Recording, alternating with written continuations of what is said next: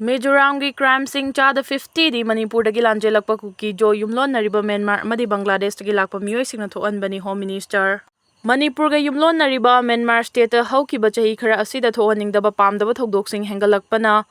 loinana thokliba crime sing asi Manipurdagi lanjenaduna leiriba Kuki Jo community gi miyoising Myanmar amasung Bangladeshtagi changsilakiba refugee singna chada 50 di makoi sing asina thohanbani haina Mizoramgi Home Minister Kesaf Dangana Fongdokre Wafam asi Mizoram state ki oina haukiba nomaijing numit ta state asida hengalakliba crime sing yenglaga security ki oiba review meeting famkraba matung mahangna paumi sing da fongdokhibani mahangna makha tarduna hai hengalakliba crime sing asi maru oina chenaba miyoi sing asi Manipur dagi lanjena duna Mizoram state ta saidangwam lauriba Kuki Jo community sing Myanmar amasung Mizoram dagi refugee oina changlakhiba miyoi singna namna chenai haiba khangba ngamkhre haina mahangna fongdokhi Chathakiba security review meeting aduda Mizoram state ki oina khangba ngamle madudi hauzik Mizoram da refugee oina leriba miyoi lishing kunthra rom asi Manipur da kumja 2023 dagi thokiba ethnic violence na maram oiraga internet displaced person IDP oina saidang lauriba amasung Myanmar amadi Bangladesh tagi ain kaina refugee oina leriba miyoi sing asina makhoigi hingnabagi lanfamda state asida anobo makhalgi crime sing chathaduna Mizoram state ki law and order da choba singnaba ama oihanduna lakle haina phongdokhi mangna makha tana hai Myanmar romdagi changlakhiba refugee sing asi 2021 gi February thada Myanmar da military coup thokiba amadi 2022 da Bangladesh ki Chittagong Hills track da ethnic class thoktuna military track down tawbadagi changsilakhibana ayambani Delhi da khusek minong tahangadawri Delhi da nungsit sengdabagi chang asi hengalakliba si thengnanaba mathang tha July 3 dagi July 18 fawba cloud saving tawduna ahan boina khusek minong chuhallagani haina Delhi gi Environment Minister Manjinder Singh Sirsana phongdokre mahana makha tana haikibada cloud saving tawbagi plan asi IIT Kanpur na IMD Pune da lankhatkre mathang tha July 3 fawbudi cloud saving tawbagi condition sing adu phangba ngamde adumoinamak weather forecast ki matungina July 3 dagi 18 fawbagi chap chana condition phangba ngamgani haibagi thajaba lei hojik plan tawriba matam asida kudong charoi daba leirabadi atopa matam ama lepnaba director of civil aviation na khangan khibasu leikre panba yabadi Delhi da hawa nungsi sengdabadagi chang asi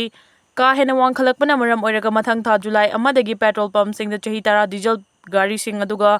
chahi tara manga helaba petrol gari sing thau hanba thinglagani haina lauthokhrabani loinana masigi oiba tunganba SOP ama semduna petrol pump khudingmakta hariba helaba gari sing asi thau hanba yararoi haina iduna display tawgadabani haina transport department gi maikaidagi khangan khrabani ex-CM Biren Speaker T.A. Shaitabarta yauna BJP MLA singi mifam pangthokre popular government ama lakhannabaga mari leinana mifam asi pangthokpani N Biren Hanagi Chief Minister Nongthumam Biren Speaker T.A. Shaitabarta yauna BJP ki MLA sing saruk yaduna ngasi numidang Wairam Thamban Sanglenda mifam pangthokre mifam aduda saruk yaruraba matung thorakpada paumi singna hangba wahangi paukhumda hanagi Chief Minister Nongthumam Birenna miyamgi apamba ama oiriba popular government ama thubada state asida lakhannabagi matangda ngasi BJP legislature singi mifam asi pangthokpani haina phongdokre Thambal Sanglenda pangthokiba mifam aduda Singjamai Kendragi MLA Yumnam Khemcha Ningthokong Kendragi MLA Govindas Konthaujam Thongju Kendragi MLA TS Bishorjit Konthaujam Kendragi MLA Sapam Ranjan Lamlai Kendragi MLA KS Ibomcha Hyanglam Kendragi MLA Dr. Y Radishyam Mayang Imphal Kendragi MLA Kongkham Rovindro Kumbi Kendragi MLA Sanasam Pemchandra Thanga Kendragi MLA Tongbam Rovindro Wangjing Tentha Kendragi MLA Paunam Brojen Langthabal Kendragi Karam Siam Pasoi Kendragi Sapam Kunja Keshor Sengmai Kendragi Haikam Dingo Thangmaiban Kendragi MLA Kumuk Jam Joy Kishan Andro Kendragi MLA Thaunaujam Sam Kumar Jirbam Kendragi MLA Asavuddin Sagolban Kendragi MLA RK Imo Uripo Kendragi Khairakpam Ragumani Amasung Lamsang Kendragi MLA S Rajin Sarukyaki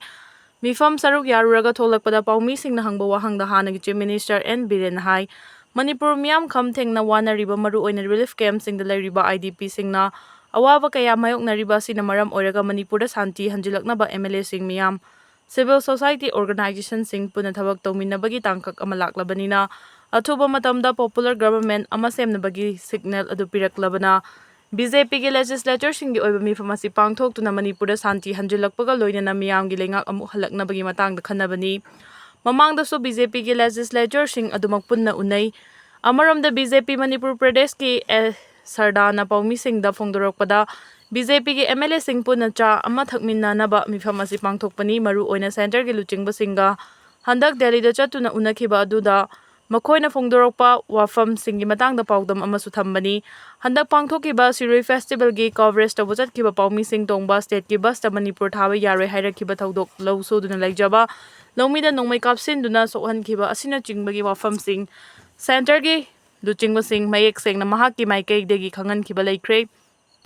ꯃꯍꯥꯛꯀꯤ ꯈꯣꯡꯆꯠ ꯑꯗꯨꯒꯤ report ꯑꯃꯁꯨ ꯉꯁꯤꯒꯤ ꯃꯤꯐꯝ ꯑꯁꯤꯗ ꯊꯝꯕꯅꯤ ꯍꯥꯏꯈꯤ꯫ ꯄꯟꯕ ꯌꯥꯕꯗꯤ BJPꯒꯤ ꯃꯄꯥꯡ ꯑꯣꯏꯅ ꯆꯠꯃꯤꯟꯅꯔꯤꯕ NPFꯀꯤ MLA ꯑꯅꯤ ꯑꯋꯥꯡꯕꯣꯛ ꯅ꯭ꯌꯨꯃꯥꯏ ꯑꯃꯁꯨꯡ ꯂꯩꯁꯤꯎ ꯀꯩꯁꯤꯡꯕꯨ ꯃꯤꯇꯩ ꯑꯃꯁꯨꯡ ꯀꯨꯀꯤ ꯑꯅꯤꯒꯤ ꯃꯦꯗꯤꯑꯦꯇꯔ ꯑꯃ ꯑꯣꯏꯅ ꯊꯥꯗꯨꯅ ꯉꯔꯥꯡ ꯇꯦꯡꯅꯧꯄꯜ ꯀꯦꯟꯗ꯭ꯔꯒꯤ BJP MLA ꯂꯦꯠꯄꯥꯎ ꯍꯧꯀꯤꯞꯀ ꯎꯅꯔꯕ ꯃꯇꯨꯡ ꯅꯨꯃꯤꯗꯥꯡ ꯅꯥꯒꯥ MLA ꯑꯅꯤ ꯑꯁꯤ ꯌꯥꯎꯅ ꯅꯤꯡꯊꯧꯈꯣꯡꯗ ꯂꯩꯕ MLA ꯒꯣꯕꯤꯟꯗꯥꯁ ꯀꯣꯟꯊꯧꯖꯝꯒꯤ ꯌꯨꯝꯗ BJPꯒꯤ legislature ꯈꯔ ꯌꯥꯎꯅ ꯄꯨꯟꯅ ꯎꯅꯗꯨꯅ ꯋꯥ ꯈꯟꯅꯕ ꯂꯩꯈ꯭ꯔꯕꯅꯤ꯫ ꯀꯥꯝꯖꯣꯡꯗꯒꯤ ꯃ꯭ꯌꯥꯟꯃꯥꯔ ꯔꯤꯐ꯭ꯌꯨꯖꯤ 5,000 ꯍꯦꯟꯅ ꯃꯔꯝꯗ ꯍꯜꯍꯟꯈ꯭ꯔꯦ꯫ ꯔꯤꯄꯣꯔꯠ ꯀꯨꯝꯖꯥ 2021ꯒꯤ ꯐꯦꯕ꯭ꯔꯨꯋꯥꯔꯤꯗ ꯃ꯭ꯌꯥꯟꯃꯥꯔꯗ ꯃꯤꯂꯤꯇꯔꯤ ꯂꯩꯉꯥꯛ ꯂꯥꯛꯈ꯭ꯔꯕ ꯃꯇꯨꯡ ꯂꯩꯕꯥꯛ ꯑꯗꯨꯗ ꯍꯤꯡꯁꯥꯒꯤ ꯊꯧꯑꯣꯡ ꯀꯌꯥ ꯆꯠꯊꯔꯛꯇꯨꯅ ꯃꯌꯨꯝ ꯊꯥꯗꯣꯛꯂꯒ ꯕꯣꯔꯗꯔ ꯂꯥꯟꯗꯨꯅ ꯃꯅꯤꯄꯨꯔꯒꯤ ꯀꯥꯝꯖꯣꯡ ꯗꯤꯁꯇ꯭ꯔꯤꯛꯇ ꯆꯪꯖꯐꯝ ꯂꯧꯗꯨꯅ ꯂꯩꯔꯛꯈꯤꯕ ꯃ꯭ꯌꯥꯟꯃꯥꯔ 8,000 ꯔꯣꯝꯒꯤ ꯃꯅꯨꯡꯗ ꯍꯧꯈꯤꯕ ꯅꯨꯃꯤꯠ ꯈꯔꯅꯤ ꯑꯁꯤꯒꯤ ꯃꯅꯨꯡꯗ ꯔꯤꯐ꯭ꯌꯨꯖꯤ 5,000 ꯍꯦꯟꯅ ꯃ꯭ꯌꯥꯟꯃꯥꯔꯗ ꯑꯃꯨꯛ ꯍꯜꯍꯟꯈ꯭ꯔꯦ ꯍꯥꯏꯔꯤ꯫ ꯄ꯭ꯔꯦꯁꯅ ꯐꯪꯕ ꯄꯥꯎꯒꯤ ꯃꯇꯨꯡ ꯏꯟꯅ ꯀꯥꯝꯖꯣꯡ ꯗꯤꯁꯇ꯭ꯔꯤꯛꯀꯤ ꯑꯁꯣꯝ ꯈꯨꯂꯦꯟ ꯁꯕ ꯗꯤꯚꯤꯖꯟꯒꯤ ꯃꯅꯨꯡ ꯆꯟꯅ ꯉꯝꯈꯩ ꯄꯔꯤꯡꯒꯤ ꯅꯛꯅ ꯂꯩꯕ ꯈꯨꯜꯁꯤꯡ ꯃꯔꯨꯑꯣꯏꯅ ꯅꯝꯂꯤ, ꯋꯥꯡꯂꯤ, ꯀꯦꯟꯆꯤꯡ, ꯀꯦꯑꯁꯥꯡ ꯈꯨꯂꯦꯡ, ꯃꯀꯥꯟ, ꯄꯨꯟꯔꯝ, ꯆꯣꯔꯣ, ꯄꯤꯂꯣꯡ, ꯐꯥꯏꯀꯣꯛ, ꯍꯨꯏꯃꯤꯟ ꯊꯥꯅ, ꯁꯪꯀꯥꯂꯣꯛ ꯑꯃꯁꯨꯡ ꯀꯥꯡꯍꯨꯝꯗ ꯍꯥꯡꯗꯣꯛꯄ ꯇꯣꯉꯥꯟ-ꯇꯣꯉꯥꯟꯕ ꯔꯤꯂꯤꯐ ꯀꯦꯝꯞꯁꯤꯡꯗ ꯃ꯭ꯌꯥꯟꯃꯥꯔ ꯔꯤꯐ꯭ꯌꯨꯖꯤꯁꯤꯡ ꯑꯁꯤ ꯆꯪꯖꯐꯝ ꯂꯧꯗꯨꯅ ꯂꯥꯛꯈꯤꯕꯅꯤ꯫ ꯃꯈꯣꯏꯅ ꯔꯤꯂꯤꯐ ꯀꯦꯝꯞꯁꯤꯡꯗ ꯂꯩꯔꯤꯉꯩ ꯃꯇꯝꯗ ꯂꯩꯉꯥꯛꯀꯤ ꯃꯥꯏꯀꯩꯗꯒꯤ ꯆꯍꯤ 5ꯒꯤ ꯃꯈꯥꯒꯤ ꯑꯉꯥꯡꯁꯤꯡ ꯌꯥꯎꯗꯅ ꯔꯤꯐ꯭ꯌꯨꯖꯤ 3,000ꯀꯤ ꯃꯊꯛꯇ ꯕꯥꯏꯑꯣꯃꯦꯇ꯭ꯔꯤꯛ ꯗꯇꯥ ꯂꯧꯈ꯭ꯔꯦ꯫ ꯑꯗꯨꯕꯨ ꯌꯨꯝꯊꯪꯅꯔꯤꯕ ꯃ꯭ꯌꯥꯟꯃꯥꯔ ꯂꯩꯕꯥꯛꯇ ꯍꯧꯖꯤꯛ ꯏꯔꯥꯡꯒꯤ ꯐꯤꯚꯝ ꯈꯔ ꯁꯥꯐꯔꯛꯄꯗꯒꯤ ꯍꯧꯈꯤꯕ ꯅꯨꯃꯤꯠ ꯅꯤꯅꯤ-ꯍꯨꯝꯅꯤ ꯑꯁꯤꯗ ꯃ꯭ꯌꯥꯟꯃꯥꯔ ꯔꯤꯐ꯭ꯌꯨꯖꯤ 5,000ꯒꯤ ꯃꯊꯛꯇ ꯍꯜꯍꯟꯈ꯭ꯔꯦ꯫ ꯔꯤꯐ꯭ꯌꯨꯖꯤ 2,000 ꯔꯣꯝ ꯃꯈꯥ ꯇꯥꯅ ꯂꯩꯍꯧꯔꯤ ꯍꯥꯏꯔꯤ꯫ ꯄꯥꯎ ꯑꯁꯤꯅ ꯃꯈꯥ ꯇꯥꯔꯗꯨꯅ ꯀꯥꯝꯖꯣꯡ ꯗꯤꯁꯇ꯭ꯔꯤꯛꯇ ꯆꯪꯖꯐꯝ ꯂꯧꯗꯨꯅ ꯂꯩꯔꯛꯈꯤꯕ ꯃ꯭ꯌꯥꯟꯃꯥꯔ ꯔꯤꯐ꯭ꯌꯨꯖꯤ ꯅꯨꯄꯤ-ꯅꯨꯄꯥ ꯑꯌꯥꯝꯕꯅ ꯍꯧꯖꯤꯛ ꯂꯧꯎ-ꯁꯤꯡꯎꯕꯒꯤ ꯃꯇꯝ ꯑꯣꯏꯕꯅ ꯑꯌꯨꯛ-ꯅꯨꯡꯊꯤꯜꯗ ꯃ꯭ꯌꯥꯟꯃꯥꯔꯗ ꯂꯩꯕ ꯃꯈꯣꯏꯒꯤ ꯈꯨꯜꯁꯤꯡꯗ ꯆꯪꯁꯤꯟꯗꯨꯅ ꯂꯧꯎ-ꯁꯤꯡꯎꯕꯒꯤ ꯊꯕꯛꯁꯤꯡ ꯇꯧꯔꯒ ꯅꯨꯃꯤꯗꯥꯡꯗ ꯑꯃꯨꯛ ꯃꯈꯣꯏꯒꯤ ꯔꯤꯂꯤꯐ ꯀꯦꯝꯞꯁꯤꯡꯗ ꯍꯜꯂꯛꯇꯨꯅ ꯂꯩꯔꯛꯄꯅꯤ꯫ ꯃꯈꯣꯏ ꯑꯌꯥꯝꯕꯅ ꯂꯧ ꯎꯗꯨꯅ ꯍꯤꯡꯕ ꯂꯥꯏꯔꯕ ꯃꯤꯑꯣꯏꯁꯤꯡꯅ ꯑꯌꯥꯝꯕꯅꯤ ꯍꯥꯏꯔꯤ꯫ ꯔꯤꯂꯤꯐ ꯀꯦꯝꯞꯁꯤꯡꯗ ꯆꯪꯖꯐꯝ ꯂꯧꯗꯨꯅ ꯂꯩꯔꯤꯕ ꯃ꯭ꯌꯥꯟꯃꯥꯔ ꯔꯤꯐ꯭ꯌꯨꯖꯤꯁꯤꯡꯗ ꯏꯟꯗꯤꯌꯟ ꯑꯣꯊꯣꯔꯤꯇꯤꯒꯤ ꯃꯥꯏꯀꯩꯗꯒꯤ ꯍ꯭ꯌꯨꯃꯦꯅꯤꯇꯦꯔꯤꯌꯟ ꯒ꯭ꯔꯥꯎꯟꯗ ꯑꯥꯏꯗꯦꯟꯇꯤꯇꯤ ꯀꯥꯔꯗꯁꯤꯡ ꯏꯁꯨ ꯇꯧꯈꯤ꯫ ꯄꯟꯕ ꯌꯥꯕꯗꯤ 1951ꯒꯤ ꯔꯤꯐ꯭ꯌꯨꯖꯤ ꯀꯟꯚꯦꯟꯁꯟ ꯅꯠꯇ꯭ꯔꯒ 1967ꯒꯤ ꯄ꯭ꯔꯣꯇꯣꯀꯣꯜꯗ ꯏꯟꯗꯤꯌꯥ ꯁꯥꯏꯟ ꯇꯧꯗ꯭ꯔꯒꯁꯨ ꯃꯤꯑꯣꯏꯕꯒꯤ ꯃꯤꯅꯨꯡꯁꯤ ꯌꯦꯡꯂꯒ ꯃꯈꯣꯏꯗ ꯆꯥꯛꯆꯦ ꯄꯤꯗꯨꯅ ꯆꯪꯖꯐꯝ ꯄꯤꯔꯛꯈꯤꯕꯅꯤ꯫ ꯃꯈꯣꯏꯗ ꯆꯥꯅ-ꯊꯛꯅꯕ, ꯋꯣꯈꯦꯠ, ꯇꯥꯄꯨꯂꯤꯟ, ꯇꯤꯟ ꯌꯥꯎꯅ ꯅꯣꯡꯃꯒꯤ ꯇꯉꯥꯏꯐꯗꯕ ꯄꯣꯠꯂꯝꯁꯤꯡ ꯐꯪꯍꯟꯗꯨꯅ ꯂꯥꯛꯄꯅꯤ꯫ ꯍꯧꯖꯤꯛ ꯗꯤꯁꯇ꯭ꯔꯤꯛ ꯑꯦꯗꯃꯤꯅꯤꯁꯇ꯭ꯔꯦꯇꯔꯅ ꯑꯁꯥꯝ ꯔꯥꯏꯐꯜꯁ, ꯃꯅꯤꯄꯨꯔ ꯄꯨꯂꯤꯁ ꯑꯃꯁꯨꯡ ꯑꯇꯩ ꯑꯦꯖꯦꯟꯁꯤꯒ ꯈꯨꯠꯁꯝꯅꯔꯒ ꯂꯩꯔꯤꯕ ꯐꯤꯚꯝ ꯌꯥꯝꯅ ꯀꯨꯞꯅ ꯌꯦꯡꯁꯤꯜꯂꯤ ꯍꯥꯏꯅ ꯒꯚꯔꯟꯃꯦꯟꯠꯀꯤ ꯑꯣꯐꯤꯁꯤꯌꯦꯜꯁꯤꯡꯅ ꯐꯣꯡꯗꯣꯔꯛꯂꯤ꯫ ꯁꯔꯆ ꯑꯣꯄꯔꯦꯁꯟ ꯆꯠꯊꯕꯗ ꯈꯨꯠꯂꯥꯏ ꯀꯌꯥ ꯑꯃꯗꯤ ꯂꯥꯂꯧꯂꯨꯞ ꯑꯅꯤꯒꯤ ꯂꯥꯟꯃꯤ ꯑꯅꯤ ꯐꯥꯔꯦ꯫ ꯃꯅꯤꯄꯨꯔ ꯄꯨꯂꯤꯁꯀꯤ ꯀꯥꯡꯕꯨꯅ ꯃꯅꯤꯄꯨꯔꯒꯤ ꯇꯣꯉꯥꯟ-ꯇꯣꯉꯥꯟꯕ ꯃꯐꯝꯁꯤꯡꯗ ꯁꯔꯆ ꯑꯣꯄꯔꯦꯁꯟ ꯆꯠꯊꯕꯗ ꯏꯝꯐꯥꯜ ꯏꯁ ꯗꯤꯁꯇ꯭ꯔꯤꯛꯀꯤ ꯏꯔꯤꯡꯕꯨꯡ ꯄꯨꯂꯤꯁ ꯁ꯭ꯇꯦꯁꯟꯒꯤ ꯃꯅꯨꯡ ꯆꯟꯅ ꯉꯥꯔꯤꯌꯥꯡ ꯍꯤꯜ ꯇꯤꯕꯤ ꯍꯣꯁꯄꯤꯇꯥꯜ ꯃꯅꯥꯛꯇꯒꯤ ꯈꯨꯠꯂꯥꯏ ꯀꯌꯥ ꯐꯥꯒꯠꯄ ꯉꯝꯂꯦ ꯍꯥꯏꯔꯤ꯫ ꯄꯨꯂꯤꯁꯀꯤ ꯄꯥꯎ ꯃꯇꯨꯡ ꯏꯟꯅꯗꯤ ꯐꯥꯒꯠꯂꯕ ꯈꯨꯠꯂꯥꯏꯁꯤꯡ ꯑꯗꯨꯗꯤ ꯃꯦꯒꯖꯤꯟꯒ ꯀꯣꯟꯅꯅ .303 ꯔꯥꯏꯐꯜ ꯑꯃ, 12 ꯕꯣꯔꯒꯤ ꯗꯕꯜ ꯕꯦꯔꯦꯜ ꯒꯟ ꯑꯍꯨꯝ, 12 ꯕꯣꯔꯒꯤ ꯂꯥꯏꯐ ꯀꯥꯔꯇꯤꯖ 39, ꯂꯦꯊꯣꯠ ꯁꯦꯜ 2, ꯑꯥꯔꯝ ꯔꯤꯡꯒ ꯂꯣꯏꯅꯅ ꯅꯝꯕꯔ 36 ꯍꯦꯟꯗ ꯒ꯭ꯔꯦꯅꯦꯗ ꯑꯃ, .303ꯒꯤ ꯂꯥꯏꯐ ꯑꯦꯝꯃꯨꯅꯤꯁꯟ 3, BP ꯄ꯭ꯂꯦꯠ 2, ꯍꯦꯜꯃꯦꯠ ꯑꯃ, BP ꯖꯦꯀꯦꯠ ꯑꯃꯔꯣꯝꯗ ꯉꯔꯥꯡ ꯃꯅꯤꯄꯨꯔ ꯄꯨꯂꯤꯁꯀꯤ ꯇꯤꯝ ꯑꯃꯅ ꯃꯅꯤꯄꯨꯔꯒꯤ ꯂꯥꯂꯧꯂꯨꯞ ꯑꯃ ꯑꯣꯏꯔꯤꯕ KCP ꯇꯥꯏꯕꯪꯉꯥꯟꯕꯒꯤ ꯂꯥꯟꯃꯤ ꯑꯃ ꯐꯥꯔꯦ ꯍꯥꯏꯔꯤ꯫ ꯐꯥꯔꯕ ꯃꯤꯑꯣꯏ ꯑꯁꯤꯒꯤ ꯃꯃꯤꯡ ꯂꯣꯏꯇꯣꯡꯕꯝ ꯁꯅꯥꯃꯆꯥ ꯁꯤꯡ, ꯑꯦꯂꯥꯏꯁ ꯀꯦꯅꯥꯝꯆꯥ, ꯑꯦꯂꯥꯏꯁ ꯀꯩꯐꯥ, ꯑꯦꯂꯥꯏꯁ ꯅꯨꯡꯁꯤꯊꯣꯏꯕ ꯀꯨꯟ ꯀꯧꯏ꯫ ꯂꯩꯐꯝ ꯕꯤꯁꯅꯨꯄꯨꯔ ꯗꯤꯁꯇ꯭ꯔꯤꯛꯀꯤ ꯅꯝꯕꯣꯜ ꯄꯨꯂꯤꯁꯀꯤ ꯃꯅꯨꯡ ꯆꯟꯅ ꯂꯩꯕ ꯑꯣꯏꯅꯥꯝ ꯎꯁꯣꯏꯈꯣꯡꯕꯤꯗꯒꯤꯅꯤ ꯍꯥꯏꯔꯤ꯫ ꯃꯈꯥ ꯇꯥꯅ ꯃꯅꯤꯄꯨꯔ ꯄꯨꯂꯤꯁꯀꯤ ꯀꯥꯡꯕꯨꯅ ꯃꯅꯤꯄꯨꯔꯒꯤ ꯂꯥꯂꯧꯂꯨꯞ ꯑꯃ ꯑꯣꯏꯔꯤꯕ PLAꯒꯤ ꯂꯥꯟꯃꯤ ꯑꯃꯁꯨ ꯐꯥꯔꯦ ꯍꯥꯏꯔꯤ꯫ ꯐꯥꯔꯕ ꯃꯤꯑꯣꯏ ꯑꯁꯤꯒꯤ ꯃꯃꯤꯡ ꯃꯣꯏꯔꯥꯡꯊꯦꯝ ꯁꯅꯥꯊꯣꯏ ꯁꯤꯡ, 18 ꯀꯧꯏ꯫ ꯂꯩꯐꯝ ꯊꯧꯕꯥꯜ ꯗꯤꯁꯇ꯭ꯔꯤꯛꯀꯤ ꯍꯩꯔꯣꯛ ꯄꯥꯔꯠ 1ꯗꯒꯤꯅꯤ꯫ ꯃꯤꯑꯣꯏ ꯑꯁꯤ ꯇꯦꯡꯅꯧꯄꯜ ꯗꯤꯁꯇ꯭ꯔꯤꯛꯀꯤ ꯇꯦꯡꯅꯧꯄꯜ ꯄꯨꯂꯤꯁ ꯁ꯭ꯇꯦꯁꯟꯒꯤ ꯃꯅꯨꯡ ꯆꯟꯅ ꯕꯣꯔꯗꯔ ꯄꯤꯂꯔ ꯅꯝꯕꯔ 87 ꯃꯌꯥꯗꯒꯤ ꯐꯥꯕꯅꯤ ꯍꯥꯏꯔꯤ꯫